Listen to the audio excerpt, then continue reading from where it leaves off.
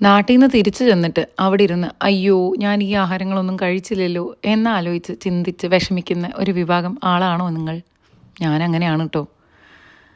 നാട്ടിൽ വന്നിട്ട് ഇത്രയും നാളുണ്ടായിരുന്നു എനിക്കിതൊന്നും കഴിക്കാൻ പറ്റിയില്ലല്ലോ എന്നിടയ്ക്കിടയ്ക്ക് ഇങ്ങനെ ചിന്ത പൊട്ടി മുളച്ച് വരുന്ന ഒരു ടൈപ്പ് ആ ഒരു വിഭാഗത്തിൽ പെടുന്ന ഒരാളാണ് ഞാൻ. അപ്പോൾ അപ്പം എന്ന് പറയുന്നത് എൻ്റെ ഫേവറേറ്റ് ആയിട്ടുള്ളൊരു സംഭവമാണ്.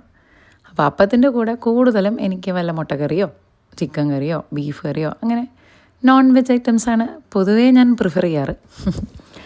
വെജും കഴിക്കും, ഇല്ലെന്നല്ല.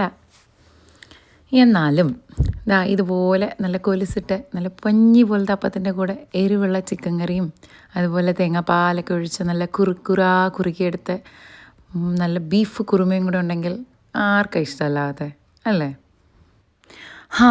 നാട്ടിൽ നിന്ന് ഇതൊക്കെ ഇങ്ങനെ പ്ലേറ്റിലാക്കി അമ്മ തരുമ്പോൾ കഴിക്കാൻ എന്താ ഒരു സുഖം. അവിടെ ചെന്ന് ഇതൊക്കെ തന്നെ ഉണ്ടാക്കി കഴിക്കണമല്ലോ എന്ന് ഓർക്കുമ്പോൾ ദോശയും ചമ്മന്തിയും തന്നെ ധാരാളം എന്ന് ചിന്തിക്കും.